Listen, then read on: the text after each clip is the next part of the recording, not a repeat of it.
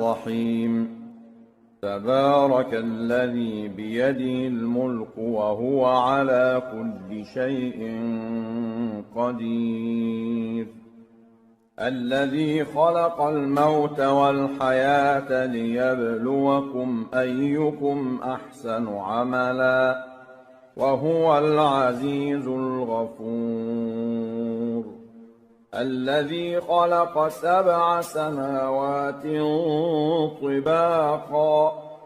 ما ترى في خلق الرحمن من تفاوت فارجع البصر هل ترى من فطور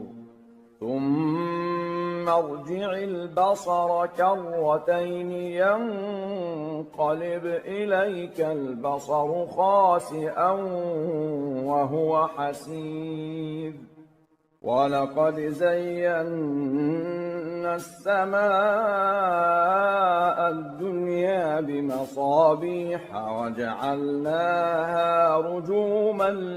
للشياطين وأعتدنا لهم عذاب السعير وللذين كفروا بربهم عذاب جهنم وبئس المصير إذا ألقوا فيها سمعوا لها شهيقا وهي تفور تكاد تميز من الغيظ كلما ألقي فيها فوج سألهم خزنتها ألم يأتكم نذير قالوا بلى قد جاءنا نذير فكذبنا وقلنا ما نزل الله من شيء إن أنتم إلا في ضلال كبير وقالوا لو كنا نسمع أو نعقل ما كنا في أصحاب السعير فاعترفوا بذنبهم فسحقا لأصحاب السعير إن الذين يخشون ربهم بالغيب لهم مغفرة وأجر كبير وأسروا قولكم أو اجهروا به إنه عليم بذات الصدور ألا يعلم من خلق وهو اللطيف الخبير هو الذي جعل لكم الأرض ذلولا فامشوا في مناكبها وكلوا من رزقه وإليه النشور أأمنتم من في السماء أن يخسف بكم الأرض فإذا هي تمور أم أمنتم من في السماء أن يرسل عليكم حاصبا فستعلمون كيف نذير ولقد كذب الذين من قبلهم فكيف كان نكير أولم يروا إلى الطير فوقهم صافات